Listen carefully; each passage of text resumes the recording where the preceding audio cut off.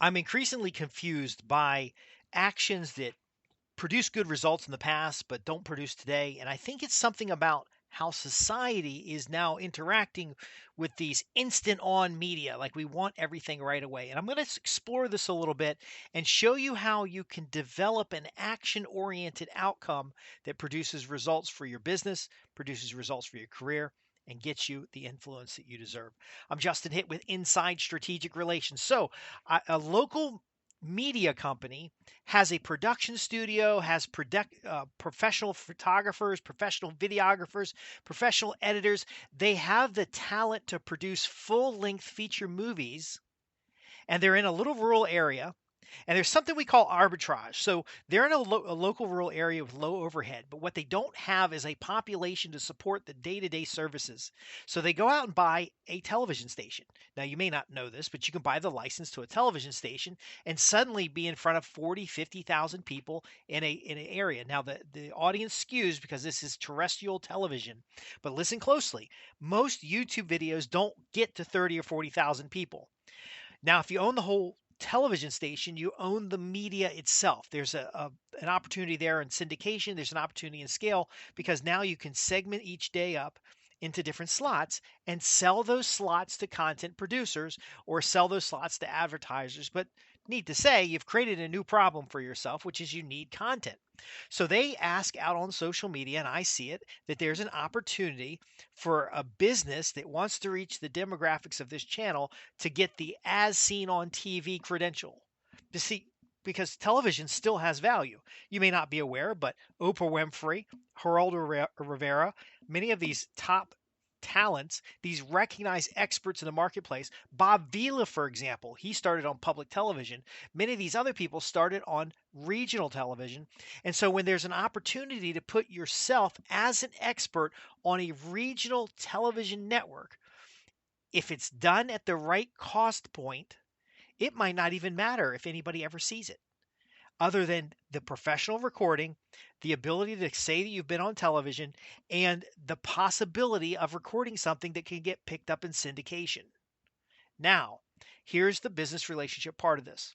So I see this opportunity come across my table, and I think, who in my network would benefit from this? And I want them to get $100,000, $1 million. I want them to have credentials. I want them to have some kind of valuable outcome. And so I go through my social media friends, I go through my LinkedIn friends, and I write up a little short email.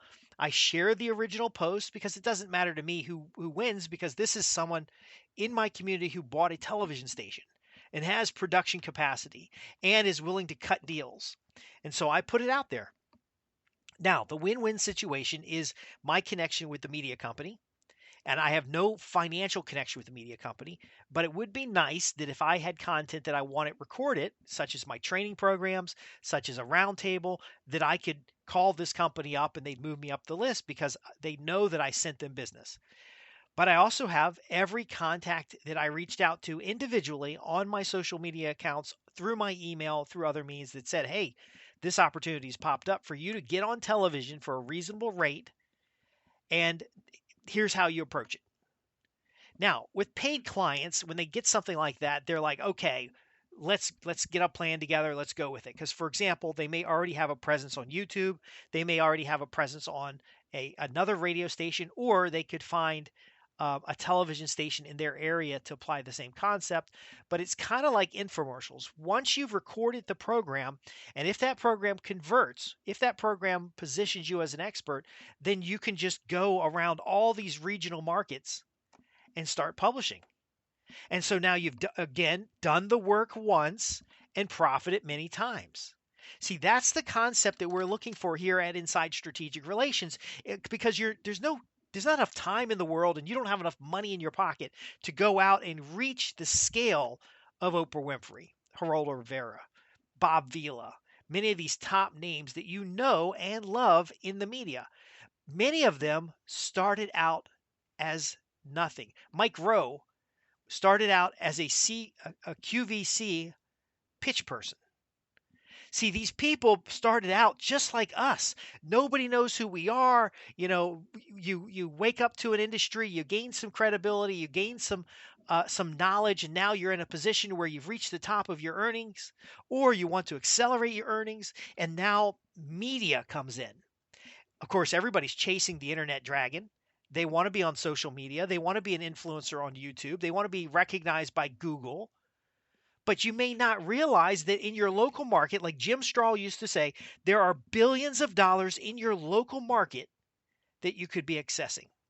Now, for the career professional, that local market could be their industry.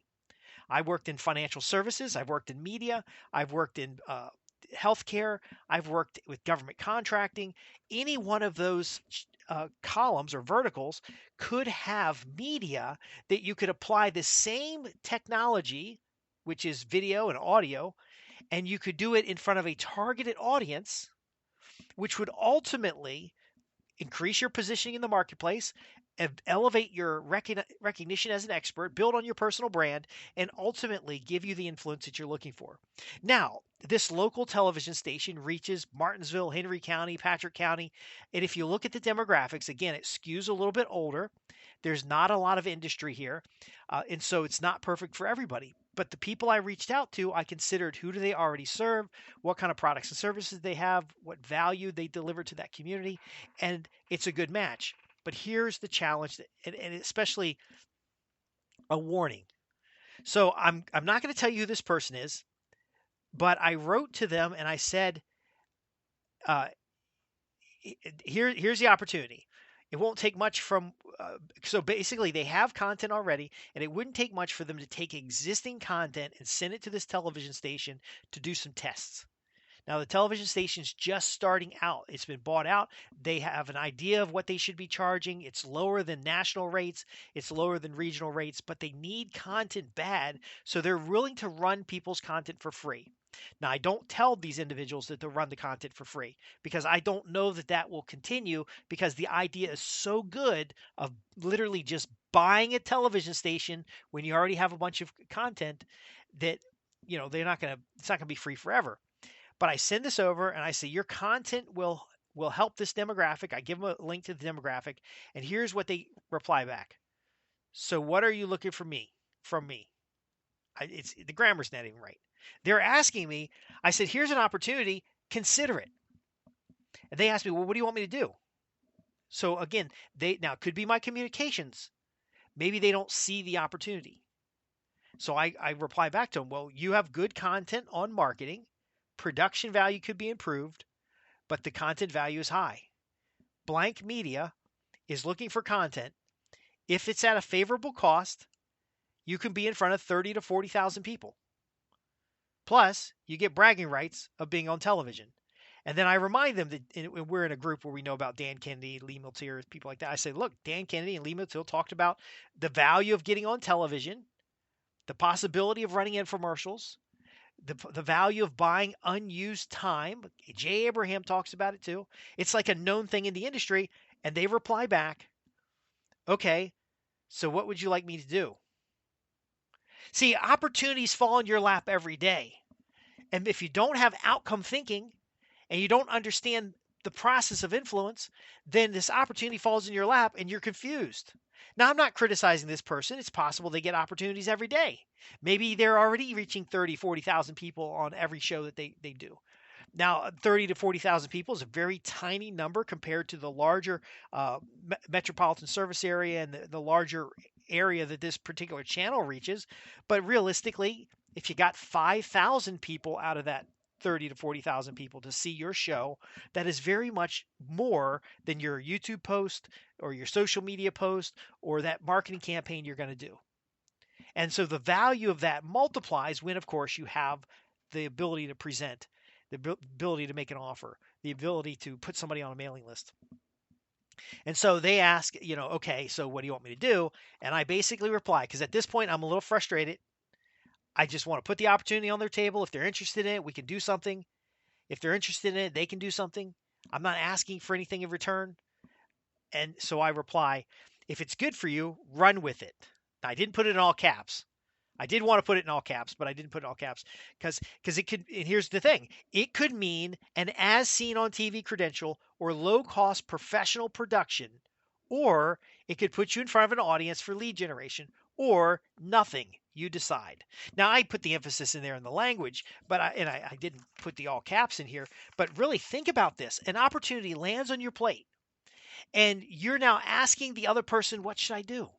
Now, if this was a private client, we'd write up a business plan. We'd do a cost benefit analysis. We'd get information about the market demographics. We would go into, what production items do we already have? Like what content do we already have that could either be reproduced or could just be sent and put online? What's a cost comparison between promoting that content offline or online or someplace else? Should we do an infomercial format? Should we do a video sales letter format? Should we do a talk show format? That's what we do as clients. But a business owner, a marketer, an executive should know this. Should know this. And again, this is somebody in my area who has an opportunity. And by the way, I'm promoting the opportunity right now. You'll find a link in the description below because this organization, I'll just say it, Rudy's Girl Media, for our area, they are consistently ahead of the game. They've got a shared office workspace. Okay, I did a video. I went down and visited. I was ecstatic. This is the kind of thing that I'd see in Northern Virginia, or I'd see in Los Angeles, or I'd see when I'm traveling with clients. They have a shared workspace. They have a complete production studio. Okay, I'm not getting any pay for this. I'm demonstrating to you the value of strategic relationships. Okay, not only do they have a production studio, that they have the ability to produce commercials. They have the ability to syndicate you onto this news channel, which I'm not guaranteeing has 30 to 40,000 people, because we have to acknowledge the fact that cable television is not something that everybody has. I don't have cable TV, but again, older demographics. So if you're a roofing company, if you're an electrical company, if you're a general services company, and you had a show that would help people, um, you know, understand a problem and solve a problem, you can put that show into syndication in your local region. I had thought of the idea, and I'm not really going to pursue it, but I'm going to put it out there just in case it's something you want to do. I thought of a general interest show that interviews business owners and shows entrepreneurial ideas to help other businesses grow. So when I was a volunteer with SCORE, the SCORE or the Chamber of Commerce or Economic Development Group, that would be a perfect format for them. So if you're an expert lawyer, for example, there could be a talk show that discusses with other lawyers the common challenges that businesses face, if that's your audience, or common challenges that the elderly couples face, or common challenges that family trusts face, so that you can just get the quality production value. Because I'm looking at Rudy Girl Media here, and their production value is far beyond what I can produce as a podcast or what I can produce as a video, because again, they have a production studio. Now, as I've discussed before, my strategy is to put this content out there as it is, and then the best content I go back and produce officially, or I don't produce it at all, because it generates enough income, it solves the problem I'm trying to solve, and ultimately does what it needs to do. But if you get in a channel, if you get an opportunity to be in front of real live living people at a favorable cost, to position yourself as an expert, and whether it's television, because a local television station, even your community access television station, is a way to practice in front of a real audience. And then once you've got the practice in place, and once you've got the techniques down, you could upgrade to a regional media, a national media, and international media.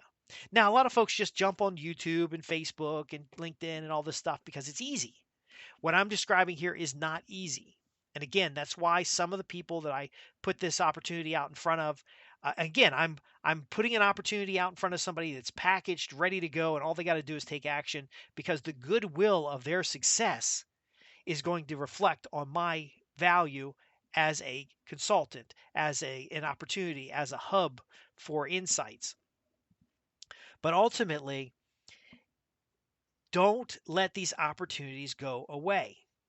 It doesn't take anything to grab a sheet of paper and write down the opportunity and what you're looking for in the business, and what you like to do. Because even if you just got on there and did a 3 show segment, so you would go into the studio and you record for like an hour and a half, and then that would get divided up into 3 segments, and then you would present the segments over time, and then you go in 3 times, create 9 segments, 9 segments, one published, every, once a week is 9 weeks of content, and then that's enough to kind of know whether or not you want to have to continue doing it. But you only spent maybe 6 hours in the studio. Studio time is going to be $100, $200 an hour. You haven't invested a whole lot to create a piece of packaged materials. Now, what's very valuable about this when we talked about syndication is that now you have 9 segments, 20 segments, so you could do the 9, you could do a pilot, and then you can take that and then run it in a paid version on other channels across the United States. So maybe Martinsville, Virginia, Henry County is not the right demographic for you. It's not the right audience, but the production value is so low because they're trying to launch something here. And it may not be low by the time you get in on this because it's a valuable opportunity. But ultimately, the production value could be so favorable that you would produce with these folks and then you would just run the segments in your target markets. Because see, the artifact is the value. The artifact is what positions you as an expert. The artifact is what puts you in front of buyers and prospects, puts you in front of hiring managers. Now, here's the thing. Here you might be saying, well, Justin, what do you get out of this? Well, I shared with you that I get the goodwill. But goodwill, I can't take it to the bank. But if you were to come to me and say, hey, Justin, great idea. I need a script. Great idea. I need a show format. Great idea. I need some segment pitches.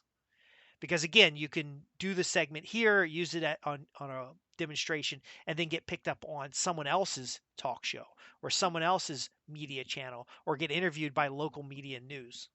And now we're growing the opportunity. So what I get out of this is somebody who says, hey, Justin, you talk about positioning myself as an expert, and I'd like to use this opportunity to position myself as an expert. How can you help me? And then we'll do a consultation, and we might have a project out of it. But then again, we might have nothing because you may be completely confused about what's going on. So let's remove the confusion when it comes to using media to reach more prospects in a marketplace or using media to position yourself as an expert. Let's answer your questions about credentials. So a lot of folks are waiting for someone else to bless you with credentials, but there are many publicity related, influence related, celebrity related credentials that you can just create. And then ultimately, let's talk about how we transform opportunities into outcomes. We've got a number of resources that can help you, but more importantly, if you have questions, you can visit www.insidestrategicrelations.com. This is how we turn ideas into action, into outcomes. If you want to be more credible in your marketplace, nothing is more valuable than being in front of your target audience. Now, the medium you show up in matters. But even with this opportunity, if you were a lawyer, a doctor, or you just wanted to create a portfolio of credible video, you can't beat this. Now, you might have to spend a couple weeks in Martinsville. That's the worst thing that's going to happen. Come down here and enjoy one of our bed and breakfasts. Come down here and kayak on the Smith River. Come down here and have a audio session or a video session in a studio and get in the can, what they call it, you basically get the recordings done, and then you never have to come back and do the work again. You can basically just either pick a slot in this type of company who just bought a television station or a television channel, or you can go buy space in your own market. It's not free like YouTube, but it's an investment done the right way that can serve you a lifetime. That's the bottom line. So I'm okay with answering your questions. I'm going to turn it into a podcast if you're confused. And by the way, this is the only person who is confused in the 15 or 20 people I reached out to. Now, of course, I didn't make any promises to this media company, and I only mention their name here because I respect what they're doing, and they've got some solid work behind them. But I don't get paid. I don't get an endorsement, or I don't get sponsorship for that. But again, in the concept of strategic relationships, if I build my community If I bring opportunity to my area, it can only benefit me. If I help somebody solve a problem who's in my network, it can only benefit me. It doesn't take a lot of time, it doesn't take a lot of effort, but consider that. Are you cultivating your network? Are you helping your network? Are you delivering opportunities to your network? And then are you positioning yourself so that when your network needs something, they come to you? Going beyond your network, are you doing these same things with your larger audience, building your own media, building your own assets that position you as an expert, and then ultimately transforming business relationships into profits?